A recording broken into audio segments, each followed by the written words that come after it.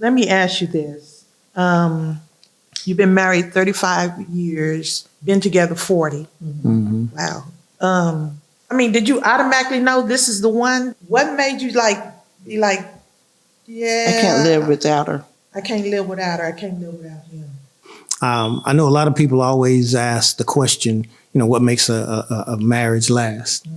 And I used to hear everybody say, well, you got to communicate and this and that. And so I wanted to think about it on a deeper level than that. Mm-hmm. And so I came to the conclusion in my mind that the key to having a good marriage is accountability. 40 years later, I can still remember the first kiss.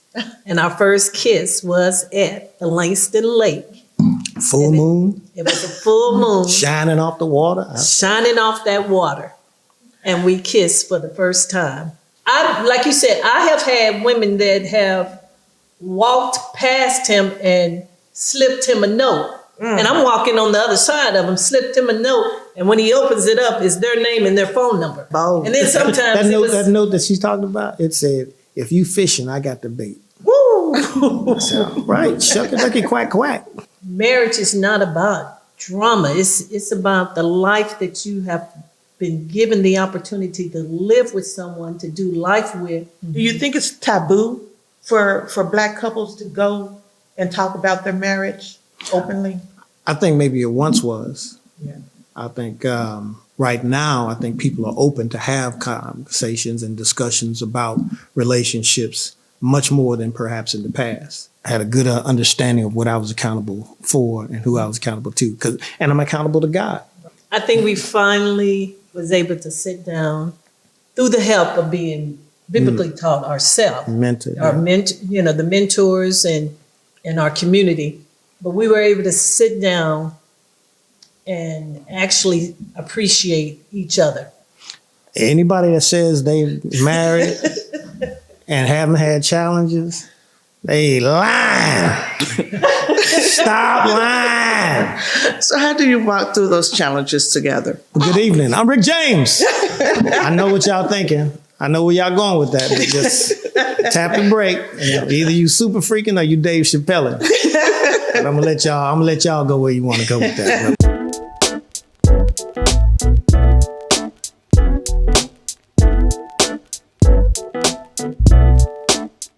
Welcome to Mahogany Tea Time. I'm your host, Lorraine Tunley Dixon, and Patrice and Dee aren't with us today, but I have a co-host here, my special guest. I'm Crystal. And who are you? Lorraine's sister. So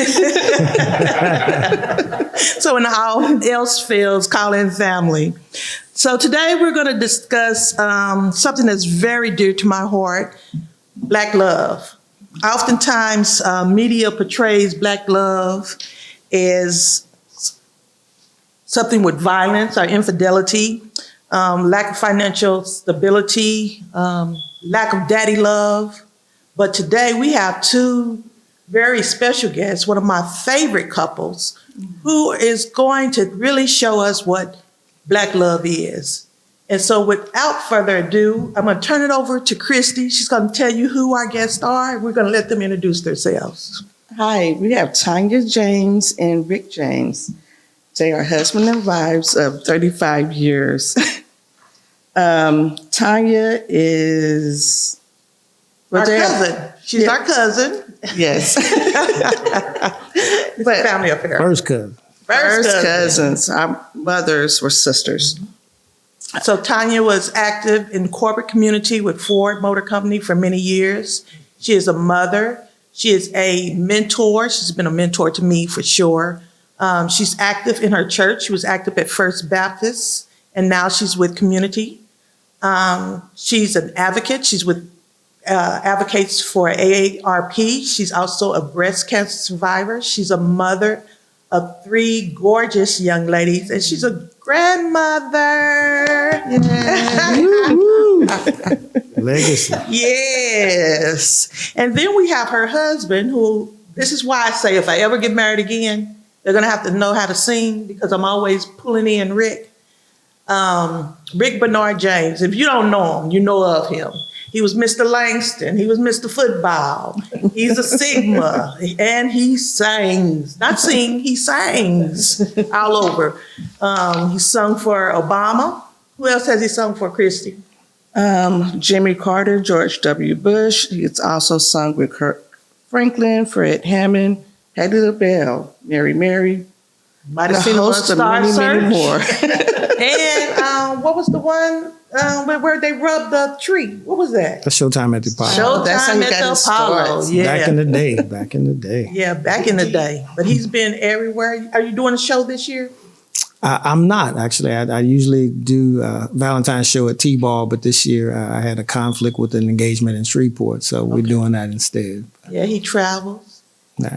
And he sings at many weddings. He sung at my wedding. Yes, I did. Anyway, And mine he's in there deep. He married into the family, but he in there deep. He can't go nowhere. Deep. So without further ado, let's let Tony and Rick say aye. Good evening. I'm Rick James. I know what y'all thinking. I know where y'all going with that, but just tap the brake. Either you super freaking or you Dave Chappelle. But I'm gonna let y'all go where you want to go with that. But it's indeed a pleasure and an honor to be here, to even be considered that we have something to share. We certainly celebrate Black love, and this woman here has been the catalyst for what I like to say is the greatest joys that I've experienced in my life in terms of learning what love is all about, and in enhancing and elevating my quality of life. So, Amen. Woo! Look at that. Look at that. And I'm Tanya James. I am. oh, don't say it 3 times. I'll shout. I am the wife of Rick James, which I don't mind saying because he's a good man. He's a good man. So I think he's basically said everything, and I'll just kind of ditto everything that you said. But he's a good man, a good Christian man that I don't mind letting him be the head of my home. Shit about a Honda. How did you guys meet? How did y'all meet? I'll let you go ahead and share. Oh, okay. At Langston University. The Lou in the house. And I ended up transferring from OSU to Langston one summer. And Rick was happening to go to summer school at Langston when I transferred. And we made it Langston that summer, 1984 or 85? 84. 84. The summer of 1984. Yeah. So, And her roommate just happened to be my homegirl. So, So I'm gonna tell this story that, and I don't think you know it, but when I went up to visit Michelle one day because Michelle and Tony were roommates. Michelle is my sister, and Miss Davis pulled me aside because she was our cousin, and she said, "Yeah, your cousin Tony." I was like, "Yeah, Tony," and she said she's dating Rick, and I said, "Oh yeah." I didn't know Rick that well, but then she said Rick said that Tony is the type of woman you marry. Uh-oh. Interesting. Uh-oh. Yeah. So you tell me what drew you to Tony, and Tony, tell me what drew you to Rick. Well, let's be candid here. So, the first time I saw her, she came walking into. First time I recall seeing her is that she came into the men's dormitory with my homegirl. We were having a little event there, and they came in, and she was wearing, I don't know if y'all remember, apple bottom and Jordache jeans that didn't have pockets on the back of them. So, of course, first thing I noticed was I noticed those jeans, and I said, my. I said something else, but I said, my. And so I was obviously attracted to her beauty, and she was a natural beauty. So it wasn't a lot of makeup or lipstick or eyelashes. And so it was, that was my first introduction to her was that. And then slowly over time, we got to know each other and our conversation flowed so easily. And then she invited me over to her house to cook a meal. And she cooked like an old woman. So I said, oh, look out now. Shoot, this package getting better and better. So to your point, the beauty, the natural beauty, the ability to cook and the character that she displayed all made it pretty clear that she was the type of woman that you lock her down. You Yeah. lock her down. So Well, I'll move on to say I met Rick, and truly his homegirl that was from his same hometown kind of introduced me. Rick was real popular in Langston. He was the football player. He was Sigma. He hung out. You know, he knew everybody. And so that was the one thing that everybody was telling me. And he was a ladies' man, too. He just liked the ladies, you know, the cute girls. So that was one of the things I was kind of like, okay, you know, I'm not going to hang out with that. So you look at the person that they talking about that's popular, and one day he just kind of came over to me and spoke, and I think we were in the cafeteria, and that's when he spoke to me for the first time. It was different. It was something different, and he was funny. He made me laugh. So we had a good start off there. and I'll just interject to this. Many of her, I'll say, friends, acquaintances that she met when she got there were quick to tell her, don't mess with him. He ain't this, he ain't that, or he is this, and he's a player, that whole thing. So I respect the fact that she Gave you tried a to chance. discern Gave you a for herself. And she made the decision of on her own to get to know me, to figure out what I was or wasn't. So, but she certainly had plenty of folk telling her that to not mess with me. So, Wow. So let me ask you this. You've been married 35 years, been together 40. mhm. Wow. Did you automatically know this is the one? Like, what made you be like, yeah, I can't live without her. I can't live without her. I can't live without him. Well, I think for me, I think it was the attention that I was getting from him, and it just kept coming. So it kind of drove me more to kind of be still and kind of see what he was about. He pursued you. Yes, yes, and it was nice. It wasn't anything that was just coming to me and it was out of character, but it was who he was. He was the football player. He showed me that, and he was the guy that, you know, he was in church, and he also had invited me to church. I think it was Mount Bethel Church in Langston, and so he invited me to church, and so that was another thing that kind of drew me toward him, because I had not been invited by any guy that was trying to date me or talk to me to say, hey, why don't you come to my church? And at the church, he was seen. So that was kind of one of the things that kind of pulled me into him. So it was different. He was different from all the other guys that I had dated, and those were few, but he was different. Yeah. And for me, I guess it goes back to what you were saying. After I kind of identified that so let me just say, I didn't think that she was the one necessarily, but she had all of the characteristics. I will say that I think men tend to find their mothers in the women. And so my mother was a natural beauty. She was a country girl that had a natural beauty. And then she cooked. She cared for her family. And so I saw all of that in her. And I saw the connection she had with her family and how devoted she was to them. Because Tanya came to Langston and she wasn't playing. She was there for academics. On the weekends, she wasn't staying at the university to party or anything like that. She was going home to see her family.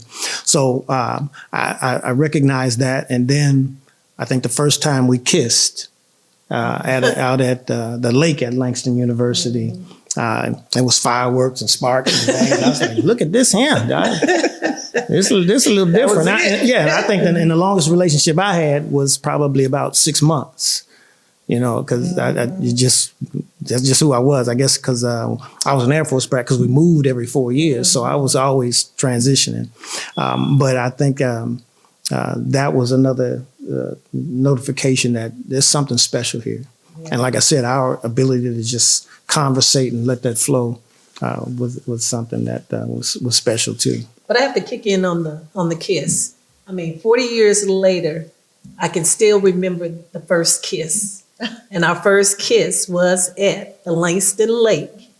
Full moon, It was a full moon shining off the water. shining off that water. And we kissed for the first time. And like I said, it had to mean something because here we are 40 years later. And I still remember that first kiss. Let's talk about how you got to the 40 years. Like, that's amazing. A lot of people are not making it to 35, 40 years anymore. Did you have mentors? Did you have people that you spoke with? How did you get to 40 years? Well, I think for me, it wasn't all cherries. It was some rough times in there too. But once we got married and we moved to Dallas, and we quickly got involved in a church. And while we were there at this church, we got involved to the family ministry. And in the family ministry, there were young couples that was in that ministry. We had a mentor, Horace and March, and I have to say they're still with us today. They were one that helped build the foundation for us and a lot of couples.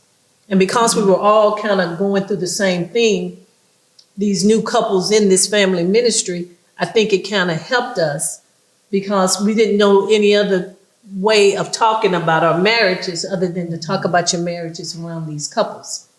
We began to build a relationship with these couples. Mm-hmm. I'm talking about dinners after Sunday. I'm talking about if there was games going on, we were attending. None of us had kids at the time. So these relationships were being built, and the mentor that we had, they were basically giving dinners, and we were talking about these relationships. Mm-hmm. And Sunday school, was an example of we were being biblically taught and based on relationship things that was going on and happening in our relationships, we were able to place those in a biblical context so that everybody kind of knew, so they're going through that. Okay. Ricky and I, when I was married, we didn't have that. That's the one thing that I regret that we didn't do, that we didn't start our relationship off in the church. Like when we got married, we didn't go to the church. And he didn't have a lot of role models that he could go to and ask for help. And I certainly didn't. Mm-hmm. Do you think it's taboo for Black couples to go and talk about their marriage openly? I think maybe it once was. Yeah. I think right now, I think people are open to have conversations and discussions about relationships much more than perhaps in the past.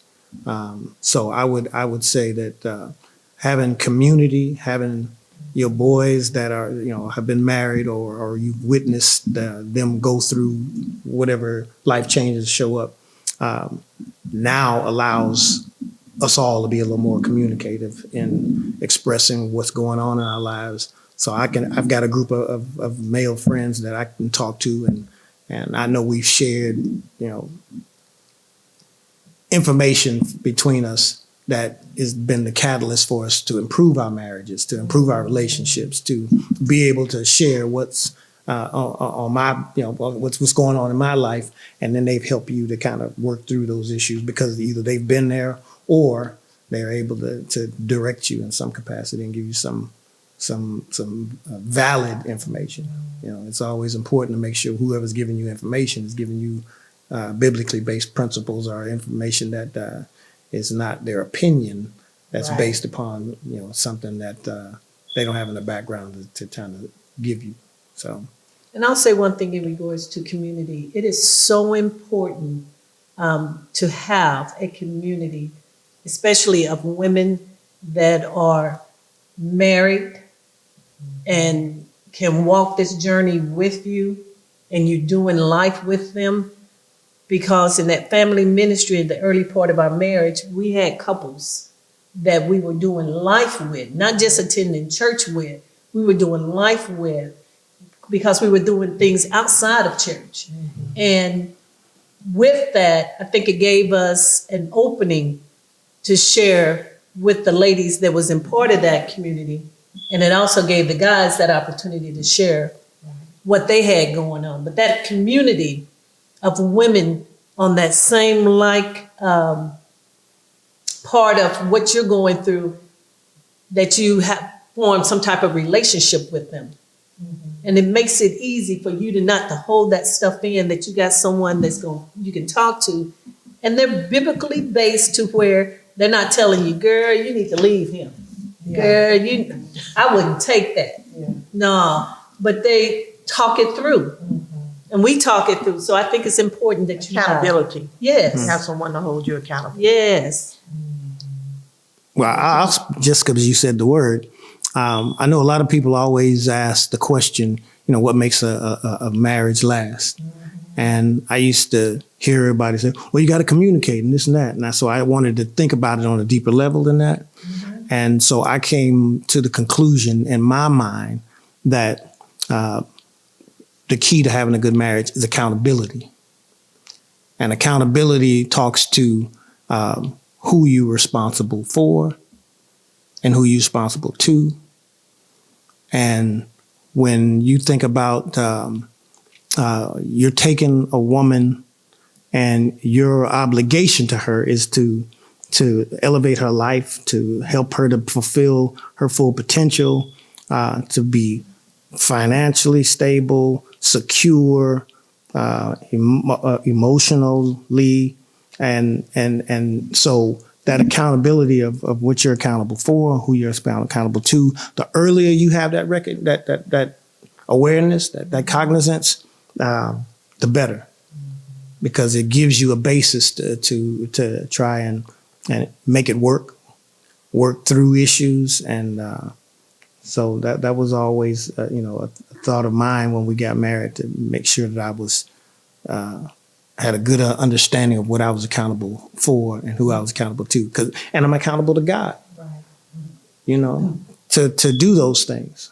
and you don't want to miss the mark because He's blessing you throughout the course of that, and so it gives you another foundation to be able to kind of maneuver through some of the pitfalls that you can fall victim to. That's good. That's good. What role do you think that social media is playing with that marriages? And Tony and I and Christy, we were talking about this earlier. There are a number of young couples who no longer believe in marriage. Like, they're having families, kids, and they're like, we don't need to be married. Just we living like we married already.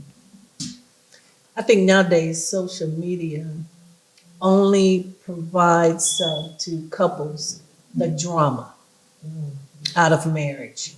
And the more drama that's produced, it captures the people. And it's all about ratings. So how many people can you get if you create the drama?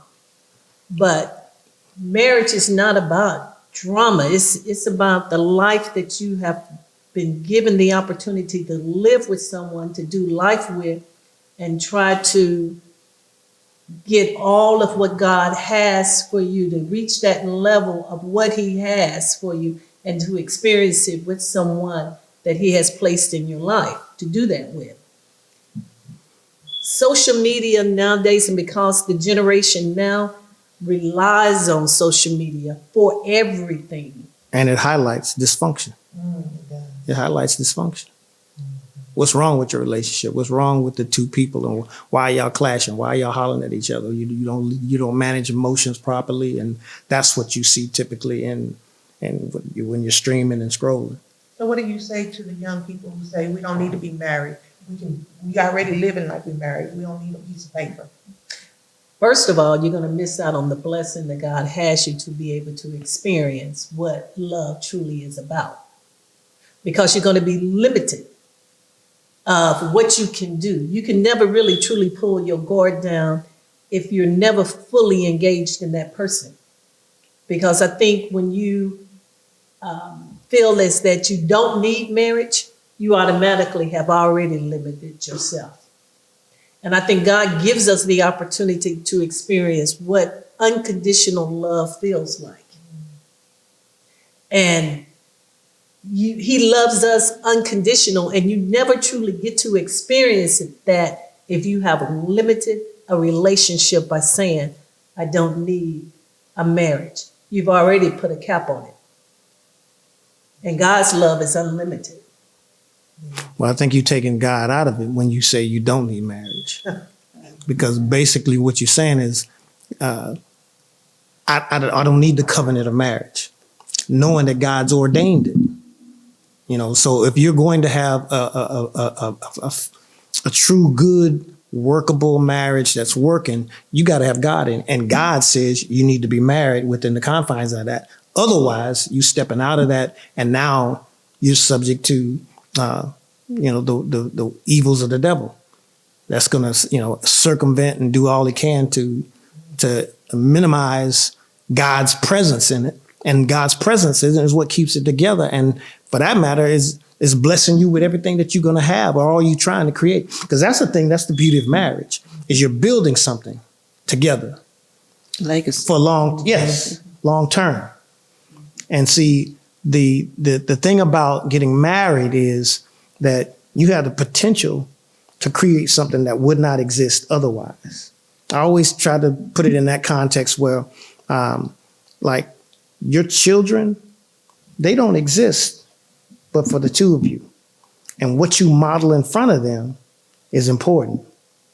And so that legacy piece and what you're trying to create in a marriage is God's example, how he created man and woman and how he intended it for it to be. So anytime you're trying to not maintain what God has suggested, what God has demanded is what was appropriate, then I think you're setting yourself up for failure.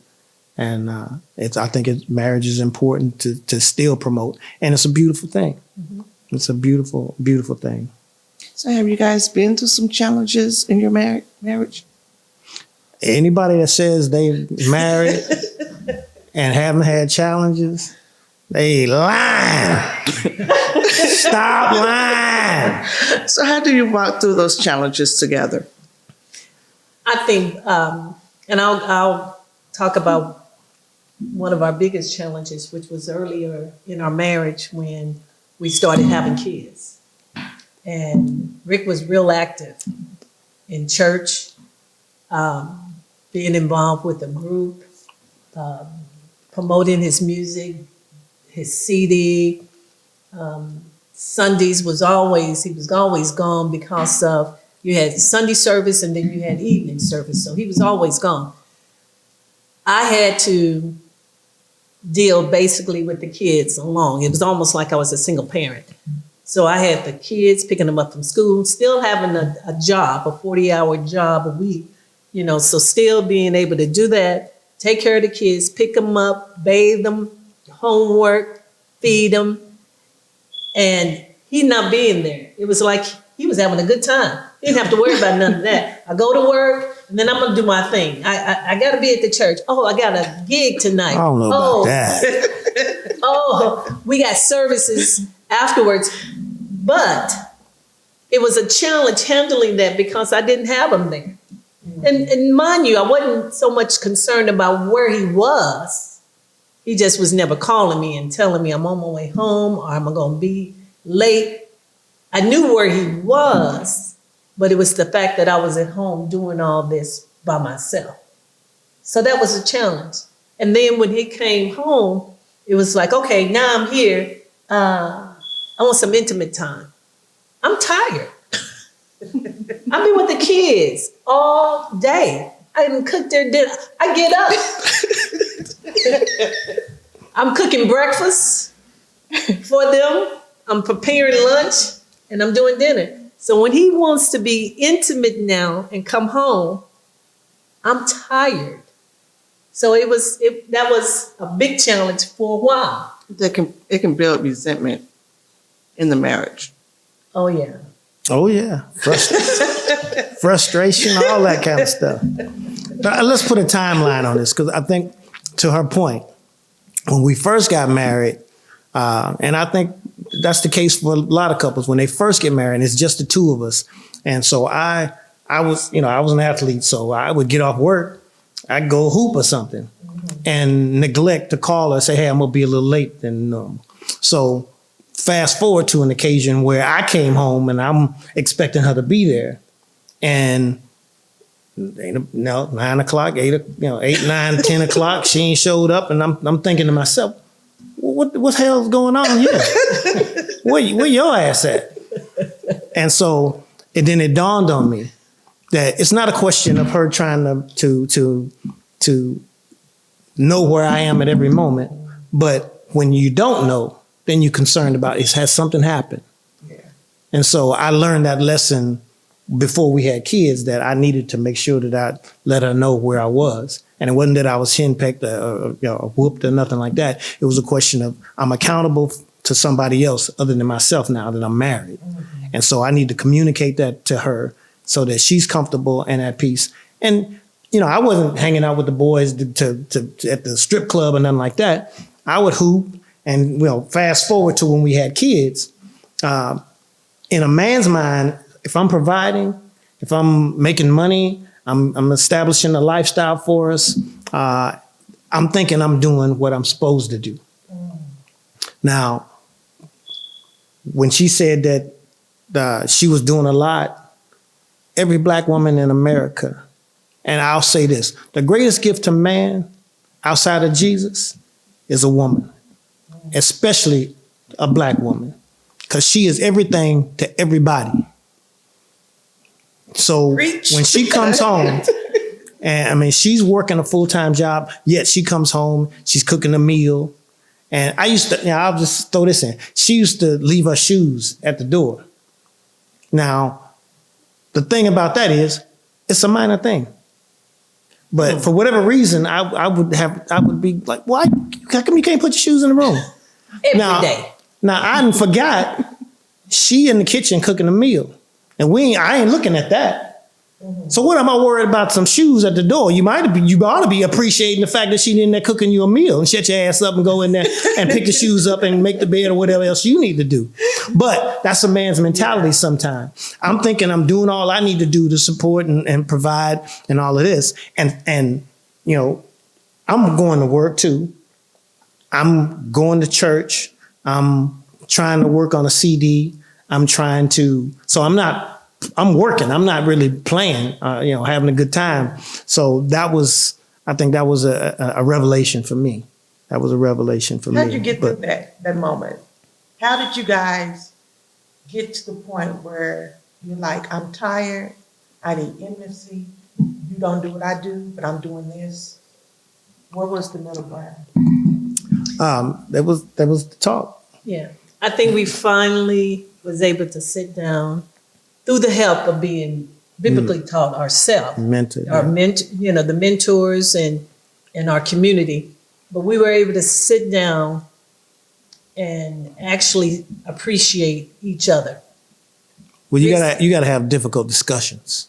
Yeah. That's what I call them, difficult discussions. You got to be available to have difficult discussions. I think when Rick mentioned the fact of and he brought it to me numerous times.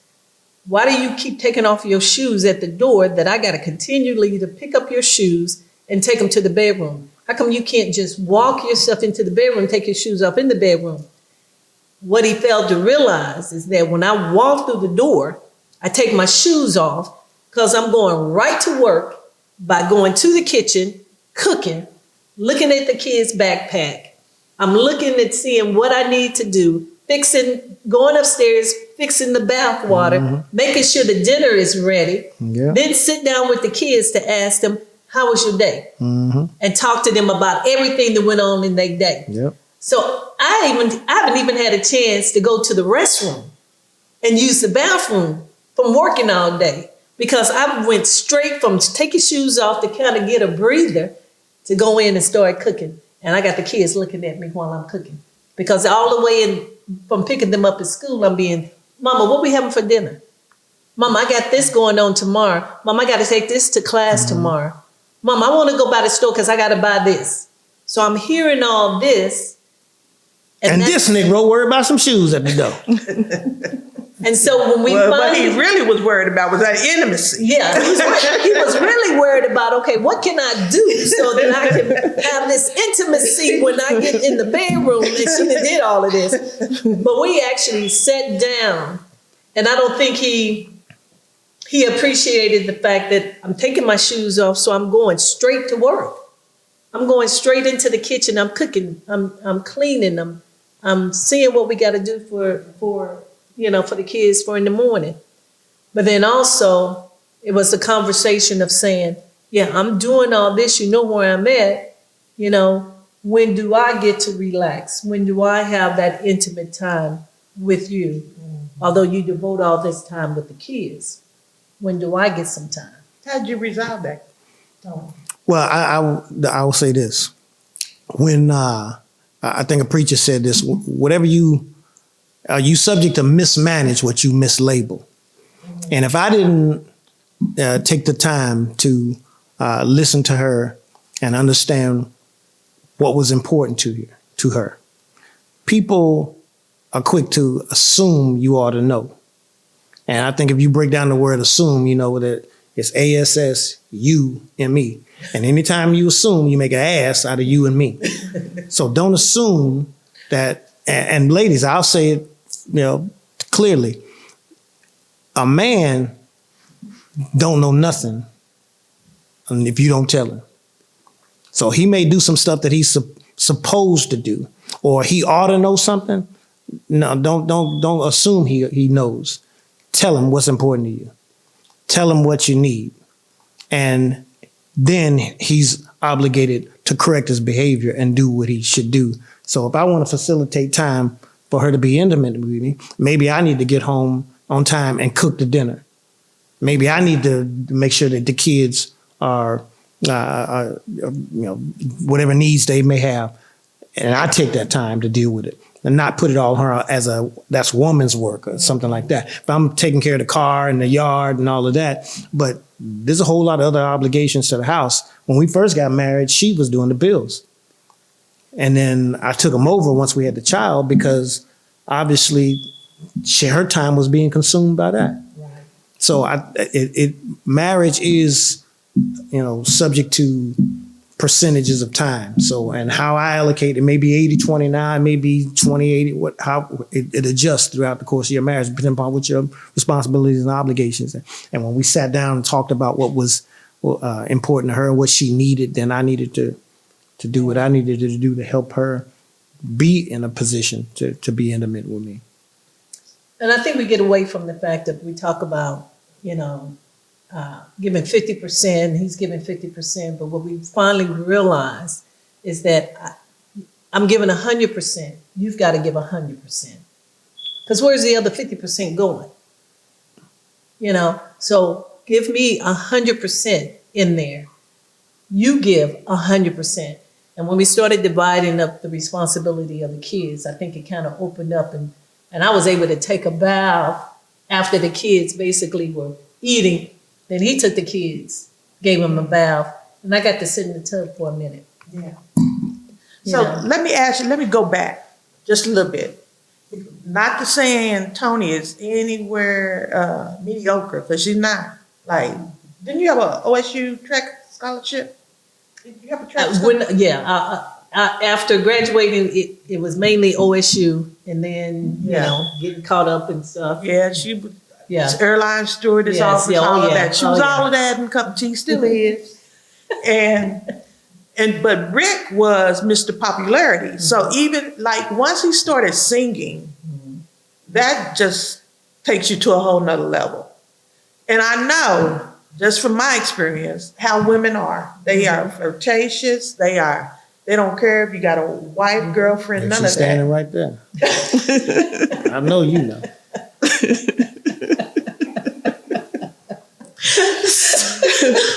Baby, excuse me, how you doing? You don't get your... Yes. How did you deal with that? I still deal with it, probably. Mm-hmm.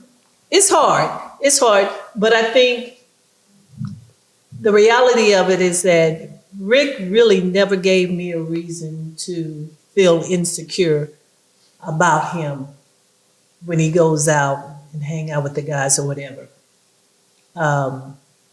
So I never had that problem of thinking that he was with someone else. I mean, yeah, it went through my head a couple of times, but he had to be real quick, and she was getting a limited amount of time based on what all he had to do. and Rick James ain't quick. and she was getting no money. Went too far. You know, so she had to really, really want to be with him. You know, and I was like, she's going to be just hanging. I got everything that's going on. But like you said, I have had women that have walked past him and slipped him a note. And I'm walking on the other side of him, slipped him a note, and when he opens it up, it's their name and their phone number. You know, or let's have lunch. Very bold. I ain't had them that bold yet. Oh, they were bold. Yeah, that's bold. And then sometimes That it note that she's talking about, it said, "If you fishing, I got the bait." Woo! So, right, shucky ducky quack quack. So it was interesting. It was real interesting to the point that to know that somebody could possibly have a relationship with him, it just kind of took me to another level of not having that insecurity. We're going to come back. We're going to take a break for 5 minutes. We're going to come back and get Rick's perspective on what he did to assure Tony that she didn't have to worry about all these little hood rats out there. The hood rat.